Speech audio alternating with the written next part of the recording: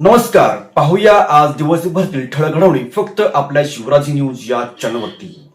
पाहूया या बातमीचा सविस्तर वृत्तांत. नमस्कार, मी पल्लवी पाटील, आयुक्त इचलकरंजी महानगरपालिका. इचलकरंजी शहरातील सर्व नागरिकांना आवाहन करण्यात येते की भारताची जनगणना 2027 हा कार्यक्रम केंद्रीय जनगणना कार्यालयाकडून सुरू करण्यात आलेला आहे. आताची जी जनगणना आहे ही डिजिटल पद्धतीने प्रथमतः होत आहे. त्यामुळे सर्व नागरिकांना आवाहन करण्यात येते की या जनगणनेमध्ये आपण आपली माहिती देऊन इचलकरंजी महानगरपालिकेला सहकार्य करावं. इचलकरंजी महानगरपालिका हद्दीतील जनगणनेचा पहिला टप्पा हा 16 मे ते 14 जून या अंतर्गत सुरू होत असून या दरम्यान शहरातील प्रगणक आपल्या घरी भेटी देतील आणि त्या दरम्यान जी आपल्याला माहिती विचारली जाईल ती सर्व माहिती देऊन सर्व प्रगणकांना आपण सहकार्य कराल ही अपेक्षा. त्यापूर्वी 1 मे ते 15 मे या दरम्यान आपल्याला स्वगणनाही करता येणार आहे.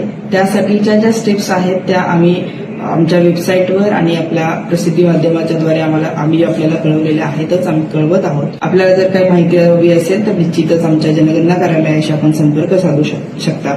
16 मे ते 14 जून दरम्यान ज्यावेळेला प्रगणक आपल्या घरी येतील त्यावेळेला आपण आपली संपूर्ण माहिती त्या प्रगणकांना देणं हे जनगणना अधिनियम 1948 अन्वये आपल्याला बंधनकारक आहे. तथापि आम्ही तुम्हाला एक आश्वासन देऊ इच्छितो की सदरची माहिती ही कुठेही लीक होणार नाही. आपली सदरची माहिती ही पूर्णतः गोपनीय असणार आहे. त्यामुळं ही माहिती देऊन आपण सर्वांनी सहकार्य करा. डिजिटल माध्यमातून ही शासनाकडे ही माहिती सादर केली जाणार आहे.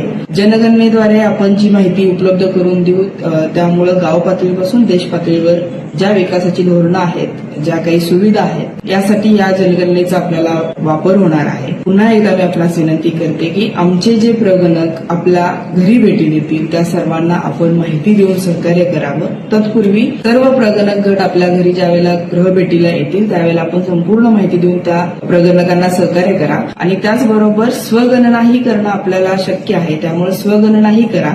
मात्र त्यावेळेला जो आपल्याला एक क्रमांक मिळणार आहे तो जतन करून ठेवा आणि तो प्रगणकांना जर दिला तर आपली माहिती जी आपण भरलेली आहे ती प्रगणकांना ऍक्सेस करता येणार आहे. जनगणनेमध्ये नागरिकांचा संपूर्ण सहभाग प्रथम स्थानी, त्यामुळे सर्व नागरिक राहतील देशाच्या विकासस्थानी. मी पुन्हा एकदा सर्वांना विनंती करते या जनगणनेमध्ये आपण सगळे सहकार्य कराल ही अपेक्षा ठेवते. धन्यवाद.